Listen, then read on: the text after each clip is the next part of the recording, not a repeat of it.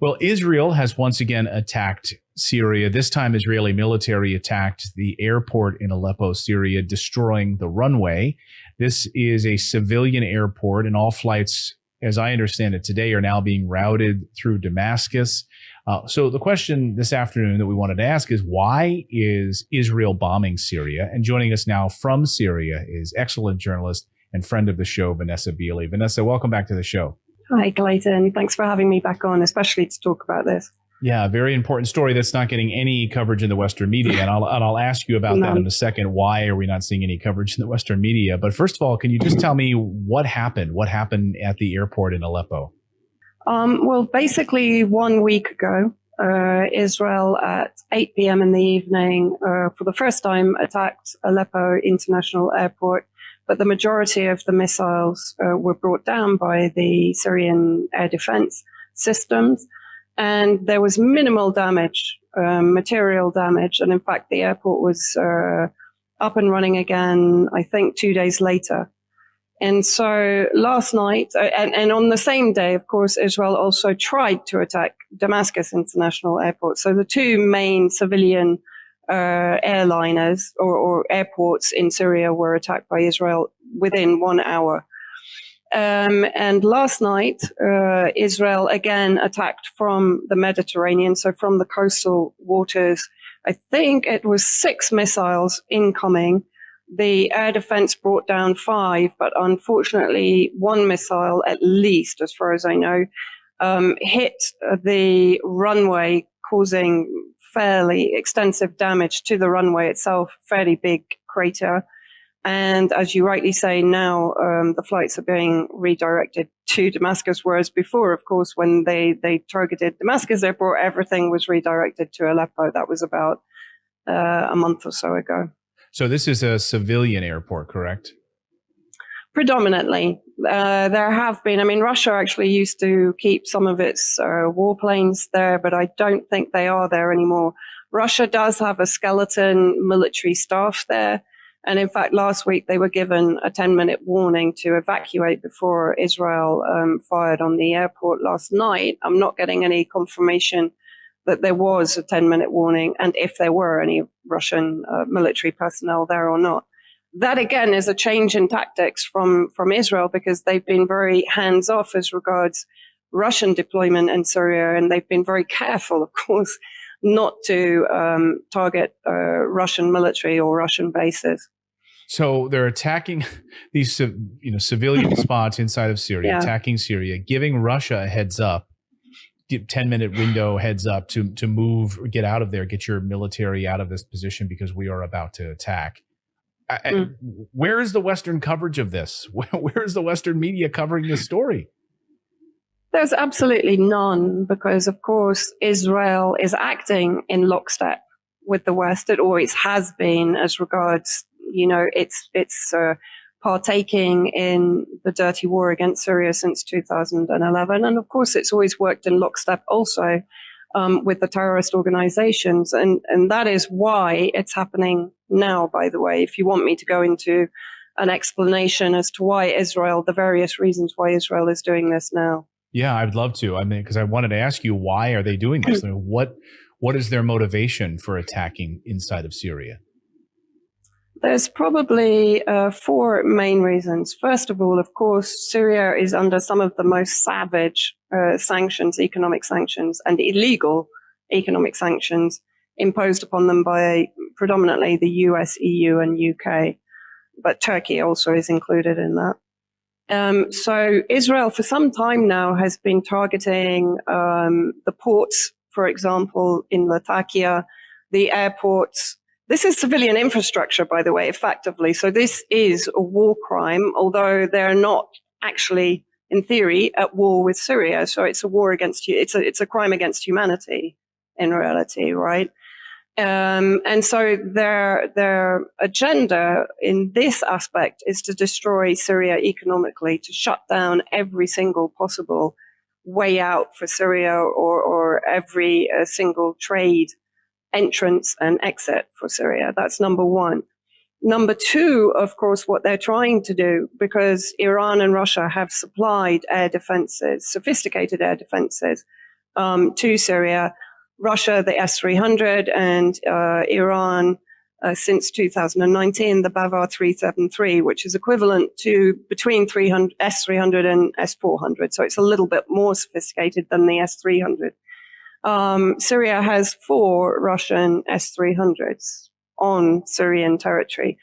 So what Israel is trying to do, in my opinion, is trying to probe to see where these air defenses are based in order to take them out. Because what it's been doing systematically during its attacks, of course, is attacking military-based runways, also early warning radar systems, air defense capabilities. It hit the Messiaf Research Center 2 weeks ago.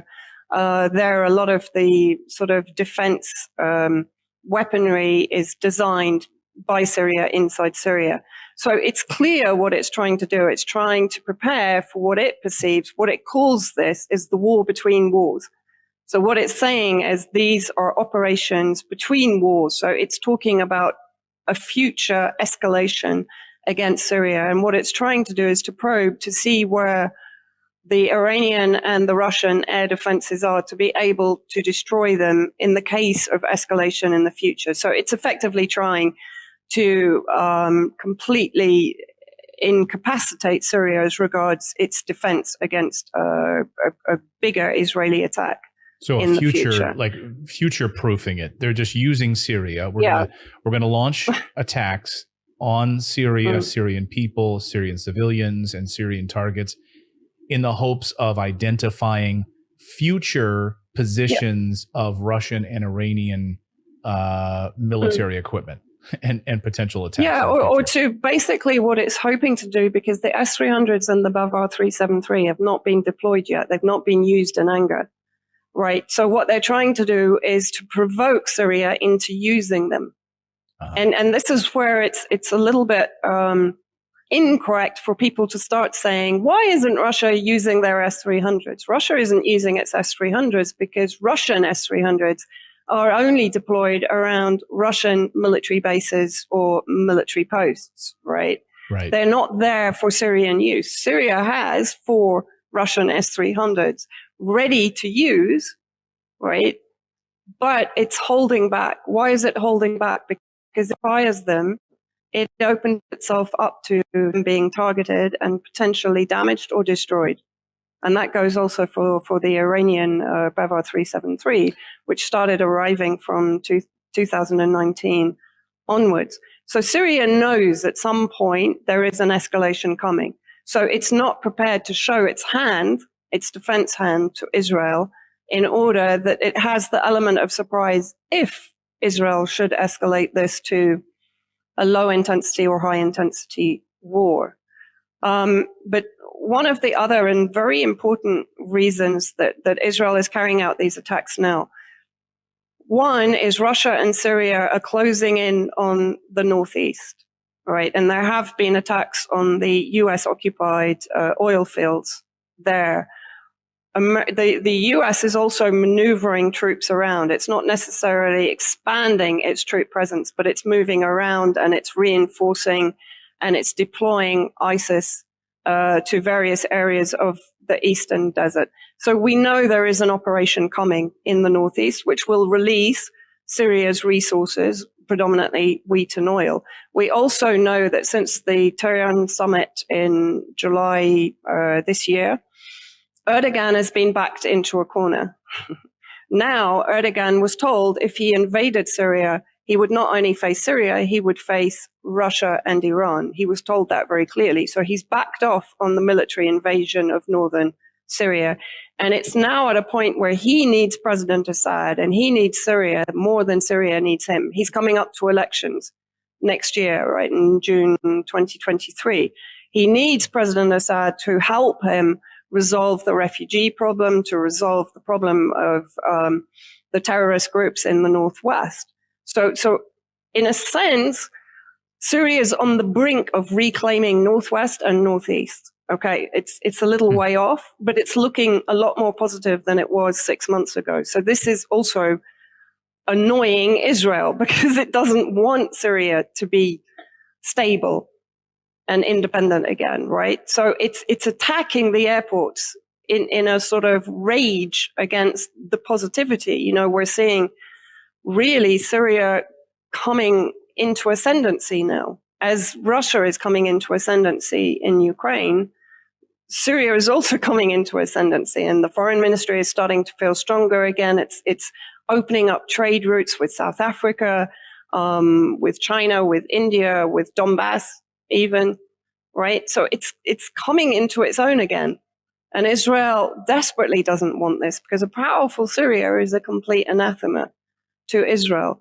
And the fourth thing that they're doing is starting to spread these rumors. For example, there were Israeli intelligence satellite images allegedly proving that Russia was withdrawing one S-300 from the Mesyaf area to the northwest of Damascus and taking it to Ukraine because Russia was running out of ammunition. Right. Okay, that's number one idiocy, right? Right. And then trying to sell the idea that Russia is abandoning Syria. This is very important because they're using this to kind of try to stir the people up against the government again. Okay, because the people are feeling, quite rightly, they're feeling, why aren't we doing anything? You know, why aren't we responding? Why isn't Russia responding?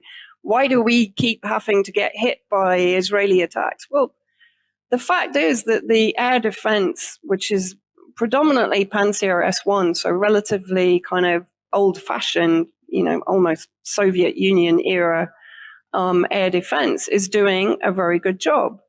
You know, multiple times Israel has targeted the center of Damascus, and those missiles have not hit because the air defense is reacting very effectively. But what Israel and the West are trying to do now is to whip up anger against the government and to precipitate a Syrian response to Israel before they're ready. Because for Syria to respond to Israel in the way that I believe they will, they need to have their resources, they need to have their wheat, they need to have their economy strong. And I believe that's, you know, relatively short-term goals for Syria now. So again, Israel knows they're preparing to respond to Israel, but in their own time. And Israel doesn't like this. It likes to be the kind of the provocateur, you know. It likes to be the one in charge. So it's also getting frustrated that Syria is not falling into the trap that Israel is setting for it. Absolutely. If that makes sense. Yeah, it makes sense. It's complicated and fascinating at the same time. And no wonder the Western media just doesn't cover it, because it's so nuanced and you need to spend time really diving into. I mean, you think about the Western powers that are involved in this, think about the Middle Eastern powers that are involved in this. And then, of course, the United States just announced they're building a third military base. Of course, Bashar al-Assad says the United States military has 28 posts, bases in Syria. The U.S. only really, I guess, recognizes 2 of them, but are now building a third near the Syrian oil fields. Your take on that? They're not actually building a third. What they're doing is kind of switching forces around and reinforcing what was an existing outpost. As I said, they're maneuvering probably because of the Syrian-Russian exercises. Let's not forget, about 2 months ago, Russia and Syria led a live fire military exercise on the banks of the Euphrates. So they're sending a very clear message to the states that, you know, your time is limited. You know, we are going to take back this territory. That they've been targeting the oil fields. It's more guerrilla forces actually that have been targeting the oil fields, sort of local activists. And that was always planned as well, that they would use local tribesmen to carry out isolated attacks against US positions in the Northeast to kind of weaken their resolve. And Americans don't have very strong resolve when they come under direct attack, to be quite honest. You know, they love to be very like Israelis. They love to be, you know, in power in the air, bombing and destroying and obliterating everything. But when it comes to kind of hand-to-hand combat, when they're facing an enemy that is ideologically attached to their territory, to their land, to their homeland, and to their people, they kind of, that resolve disappears, to be quite honest, from history. Well, because what does the United States even have to do in Syria, right? There's exactly. It's not like exactly. It's not like they're defending New York City, right? It's no. and to ask any American, like, why the hell are we even in Syria in setting up illegal military bases in Syria? Most Americans have no idea. They maybe hear some propaganda because, well, they're fighting ISIS. We did a whole video yesterday on this and how it's total garbage, right? But what do you wish in all of your reporting that the people in America, the people in Europe, the people in the rest of the world would understand about what's happening in Syria? Actually, I really wish they would just stand in solidarity with Syria. You know, they've leapt on the Ukraine bandwagon and everyone's put their Ukrainian flag avatars everywhere. But Syria has been under attack by one of the largest war coalitions, I think, in history for 11 years. And it's now under the jackboot of economic sanctions. It's surrounded on all sides by hostile states occupying their territory. And, you know, I don't ever remember there being a mass stand by Syria movement as there is with Ukraine. And with Ukraine, guys, you're on the wrong side anyway. You know, I'm sorry to say this. And in Syria, that's all they need, is to know that you stand in solidarity with them and that you will protest the sanctions above all else, because it's the sanctions that are preventing reconstruction, the rebuilding of hospitals, the ability to provide medical and humanitarian care to their own population, etc. You know, and that's all that they need, is just for people to recognize what has been going on in Syria for 11 years and to actually start saying, no, I stand with Syria. I put a Syrian flag on my avatar because the US is invading illegally, as it has done throughout its history. Right. Yeah. And no end in sight, of course, and ramping up more presence in Syria. Vanessa Beeley has been my guest. Where is the best place for people can find your great reporting? Is your Telegram channel, but also your writings? Where's the best place people can go? Probably the best one now is Substack. Oh, Substack. That's probably where that's where I'm putting just Vanessa Beeley Substack. Yeah.